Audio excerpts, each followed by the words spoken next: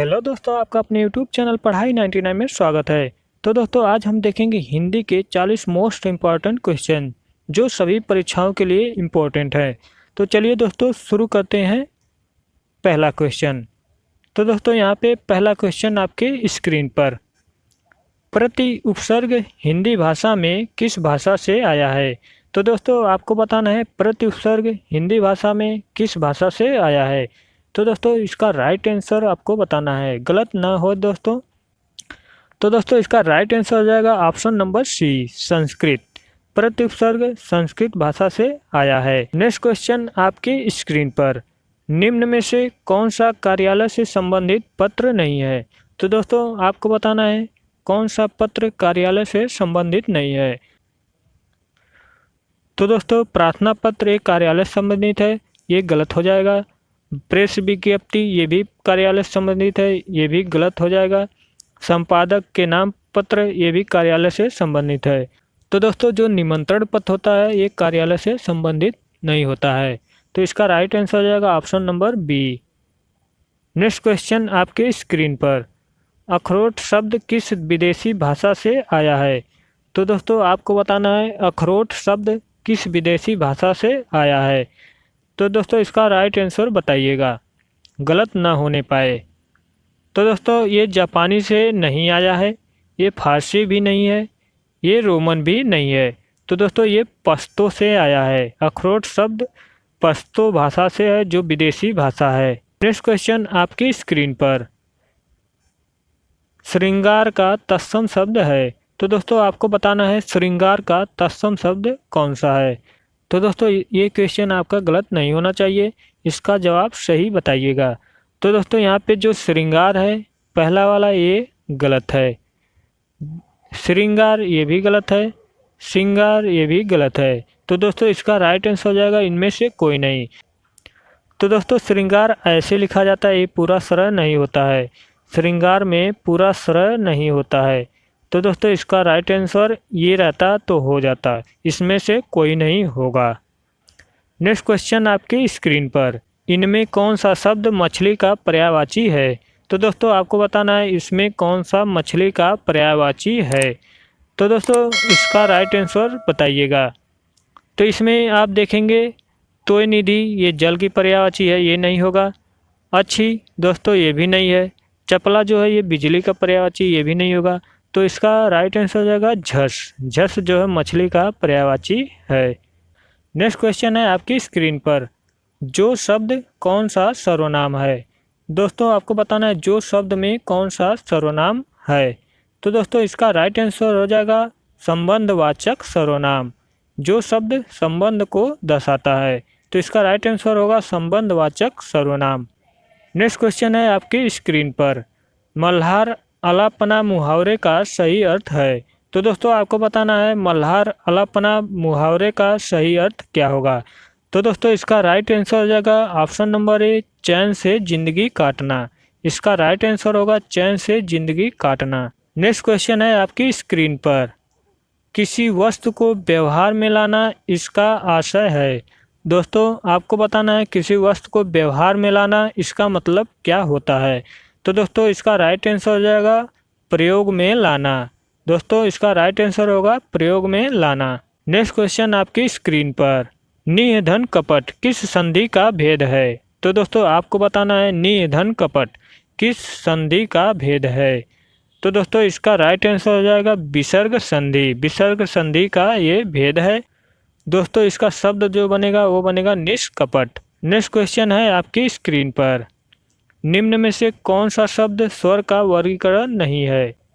तो दोस्तों, आपको बताना है निम्न में से कौन सा स्वर का वर्गीकरण नहीं है। तो दोस्तों, इसका राइट आंसर दीजिएगा। संयुक्त ये भी है, ह्रस्व ये भी है, दीर्घ ये भी है, द्वित जो है ये नहीं है।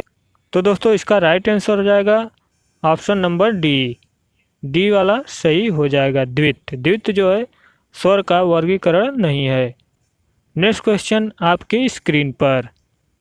जिस समास में पूर्व पद गौड़ तथा उत्तर पद प्रधान हो उसे कौन सा समास कहते हैं?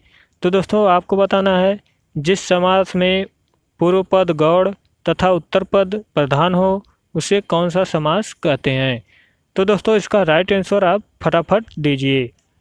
तो चलिए हम बता देते हैं, इसका राइट आंसर होगा ऑप्शन नंबर सी, तत्पुरुष समास। दोस्तों इसका राइट आंसर होगा ऑप्शन नंबर सी, तत्पुरुष समास। नेक्स्ट क्वेश्चन है आपकी स्क्रीन पर, जो संज्ञा सर्वनाम से जुड़कर नए शब्दों की रचना करते हैं वह कौन सा प्रत्यय होता है। तो दोस्तों आपको बताना है, जो संज्ञा सर्वनाम से जुड़कर नए शब्दों की रचना करते हैं वह कौन सा प्रत्यय होता है। इसका राइट आंसर बताइए फटाफट दोस्तों, इसका राइट आंसर बताइए। बहुत ही इंपॉर्टेंट क्वेश्चन है, सभी के सभी इंपॉर्टेंट क्वेश्चन है। तो दोस्तों इसका राइट आंसर हो जाएगा कृदंत प्रत्यय। कृदंत प्रत्यय जो है दोस्तों, ये संज्ञा सर्वनाम से जुड़कर नए शब्द की रचना करते हैं।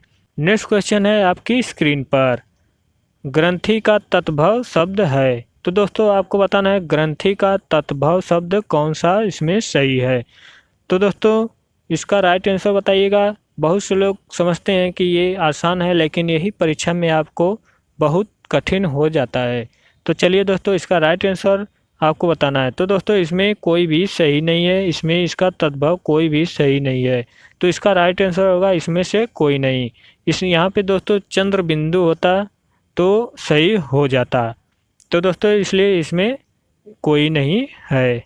नेक्स्ट क्वेश्चन है आपकी स्क्रीन पर, जो सर्वनाम संज्ञा शब्दों के मेल से बनते हैं उसे कहते हैं।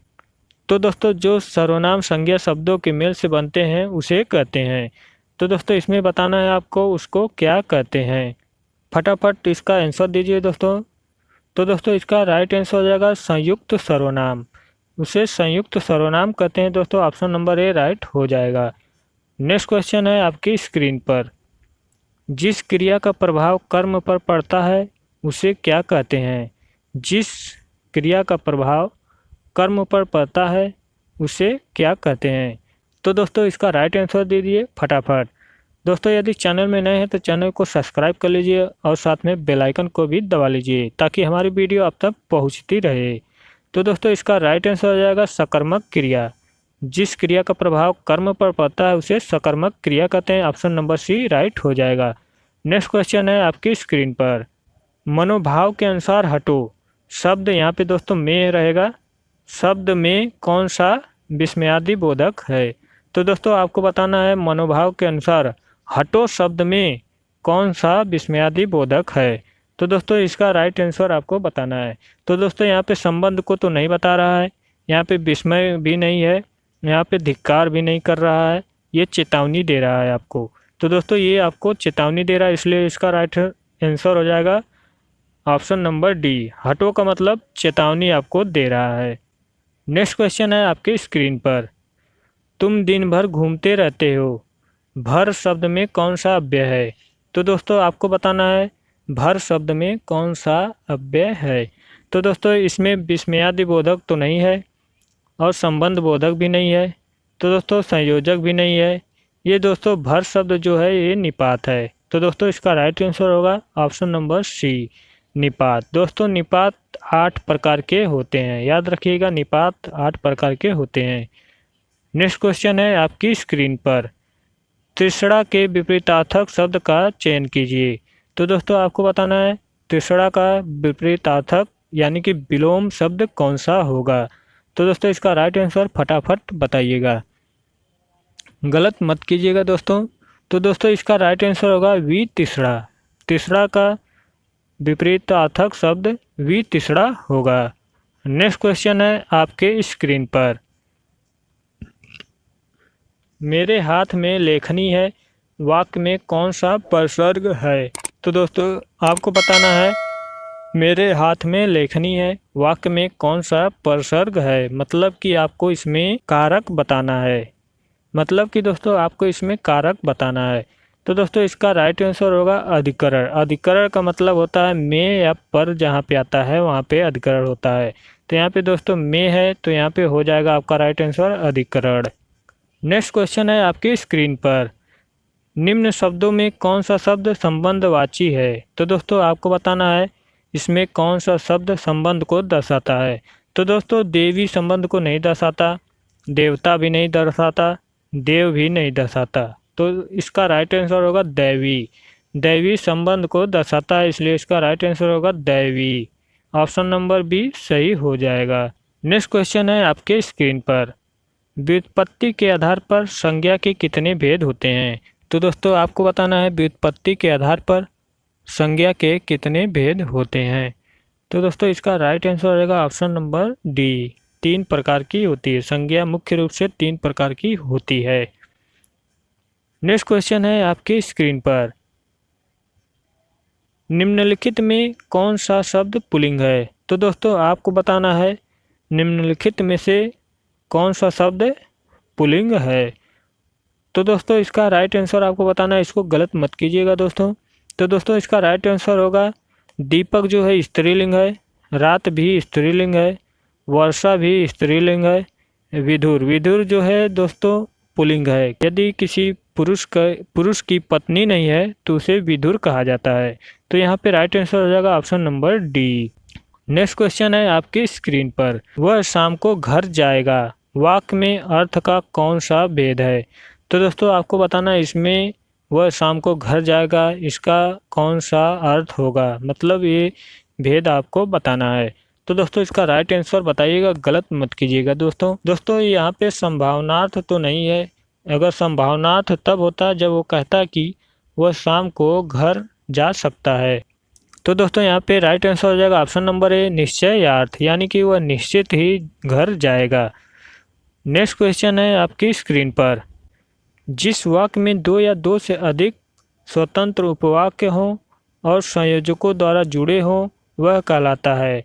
तो दोस्तों आपको बताना है जिस वाक्य में 2 या 2 से अधिक स्वतंत्र उपवाक्य हों और संयोजकों द्वारा जुड़े हों तो उसे क्या कहते हैं। तो दोस्तों इसका राइट आंसर आप फटाफट बताइए। तो दोस्तों इसका राइट आंसर संयुक्त वाक्य हो जाएगा, ऑप्शन नंबर डी राइट हो जाएगा। नेक्स्ट क्वेश्चन है आपकी स्क्रीन पर, दोस्तों यहाँ पे भूली नहीं, यहाँ पे बोली होगा, यहाँ पे बोली कर लीजिएगा। बोली के क्षेत्र में जब थोड़ा विकसित हो जाता है और उसमें साहित्य की रचना होने पर वह क्या कहलाती है। तो दोस्तों आपको बताना है जब किसी क्षेत्र में बोली बोली जाती है और उसका थोड़ा सा विकसित हो जाता है, विकास हो जाता है, बोली का क्षेत्र बढ़ जाता है तो उसे क्या कहते हैं। तो दोस्तों इसे क्षेत्रीय भाषा तो नहीं कहा जाता, ब्रज भाषा भी नहीं कहा जाता, उसे लिपि भी नहीं कहा जाता, उसे उपभाषा कहते हैं। जब किसी बोली का थोड़ा विकास हो जाता है और उसमें रचना होने लगती है तो उसे उपभाषा कहा जाता है। तो दोस्तों इसका राइट आंसर होगा ऑप्शन नंबर सी। नेक्स्ट आ जाता है आपकी स्क्रीन पर, जिस ध्वनि की गणना ना तो स्वर में ना तो व्यंजन में की जाती है उसे क्या कहते हैं। यदि दोस्तों किसी ध्वनि को ना तो स्वर में गिनती किया जाए ना तो व्यंजन में किया जाए तो उसे क्या कहते हैं। तो दोस्तों इसका राइट आंसर बताइए फटाफट। तो दोस्तों इसका राइट आंसर हो जाएगा अयोगवाह। यदि दोस्तों किसी ध्वनि का न तो स्वर न तो व्यंजन में गणना की जाती है तो उसे अयोगवाह कहते हैं। नेक्स्ट क्वेश्चन है आपकी स्क्रीन पर, स्वतंत्र तंत्रियों के आधार पर व्यंजन को कितने भागों में बांटा गया है। तो दोस्तों आपको बताना है स्वतंत्र तंत्रियों के आधार पर व्यंजन को कितने भागों में बांटा गया है। तो दोस्तों इसका राइट आंसर हो जाएगा ऑप्शन नंबर 2 भागों में इसे बांटा गया है, इसे याद रखिएगा। नेक्स्ट क्वेश्चन है आपके स्क्रीन पर, छोटे संबंधियों को संबोधित करने के लिए क्या लिखेंगे। दोस्तों यदि आपको किसी छोटे संबंधियों को बुलाना हो तो उसके लिए आप किस शब्द का प्रयोग करेंगे या किसी पत्र में लिखने से पहले उसके नाम के आगे क्या लिखेंगे। तो दोस्तों यदि आप छोटे संबंधियों को यदि पत्र लिखते हैं तो वहाँ पे आपको चिरंजीवी लिखना होता है, ना कि परम पूज्य, पूजनीय और हितैषी नहीं लिखा जाता दोस्तों, वहाँ पे चिरंजीवी शब्द का प्रयोग किया जाता है।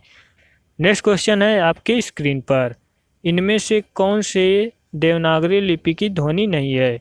तो दोस्तों इसमें बताना है इनमें से कौन सी देवनागरी लिपि की ध्वनि नहीं है। तो दोस्तों इसका राइट आंसर फटाफट आप बताइए। तो दोस्तों इसका राइट आंसर हो जाएगा कौन सी देवनागरी लिपि नहीं है। तो दोस्तों इसका राइट आंसर हो जाएगा ऑप्शन नंबर सी, ग्रीवा ध्वनि। ग्रीवा ध्वनि जो है ये देवनागरी लिपि से संबंधित नहीं है। नेक्स्ट क्वेश्चन है आपकी स्क्रीन पर, हित तरंगिणी किसका काव्य संग्रह है। तो दोस्तों आपको बताना है हित तरंगिणी किसका काव्य संग्रह है? तो दोस्तों इसका जवाब फटाफट दीजिए। तो दोस्तों इसका राइट आंसर हो जाएगा option number B, Makhanlal Chaturvedi ने इसको लिखा है। नेक्स्ट आ जाता है आपकी स्क्रीन पर, आधुनिक ढंग से पहला एकांकी किसे माना जाता है? तो दोस्तों आपको बताना है आधुनिक ढंग से पहला एकांकी किसे माना जाता है। तो दोस्तों इसमें जितने भी क्वेश्चन हैं सभी क्वेश्चन इंपॉर्टेंट हैं। तो दोस्तों आप इसका जवाब फटाफट बताइए, आधुनिक ढंग से पहला एकांकी किसे माना जाता है?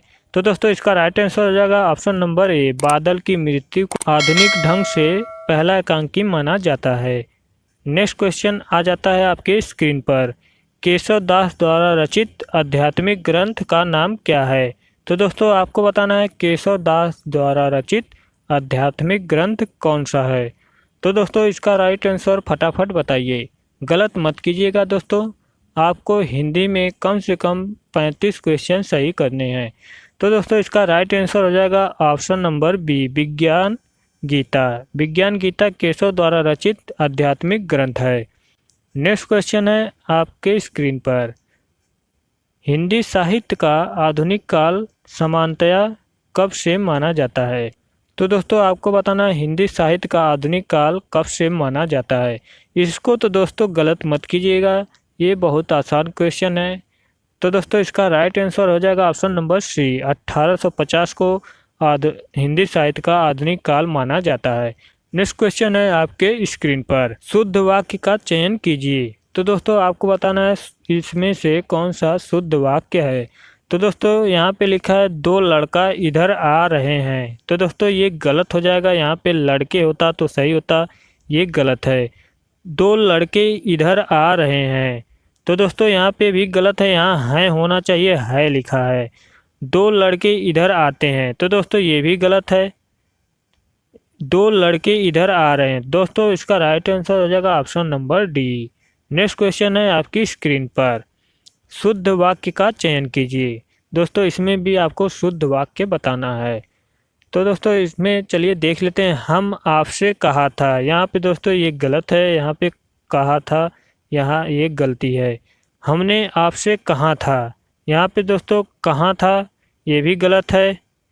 हमने आपसे कहा था, हम आपसे कहे थे। दोस्तों यहाँ पे आपसे एक में होता तो हो सकता है सही हो जाता, लेकिन आपसे एक में होना चाहिए, ये अलग अलग है। तो दोस्तों इसका राइट आंसर होगा ऑप्शन नंबर सी, हमने आपसे कहा था।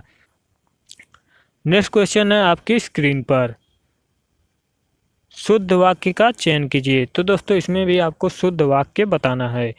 चलिए देख लेते हैं इसका राइट आंसर कौन सा होगा। आप दोस्तों पहले इसका आंसर चूज कर लीजिए कौन सा सही होगा। तो चलिए दोस्तों देखते हैं, वहाँ दिल्ली अवश्य ही आएगा। ये तो दोस्तों देखते ही पढ़ते ही गलत है। वह दिल्ली अवश्य आएगा, वह दिल्ली आवश्यक आएगा, ये भी गलत है। दिल्ली अवश्य आएगा वह, यह भी गलत है। तो दोस्तों इसका राइट आंसर होगा वह दिल्ली अवश्य आएगा, ऑप्शन नंबर बी राइट हो जाएगा। नेक्स्ट क्वेश्चन है आपकी स्क्रीन पर, शुद्ध वाक्य का चयन कीजिए। तो दोस्तों इसमें भी आपको शुद्ध ही बताना है, कौन सा वाक्य शुद्ध है। तो दोस्तों इसका राइट आंसर फटाफट बताइए। चलिए इसका आंसर आप चूज कर लीजिए।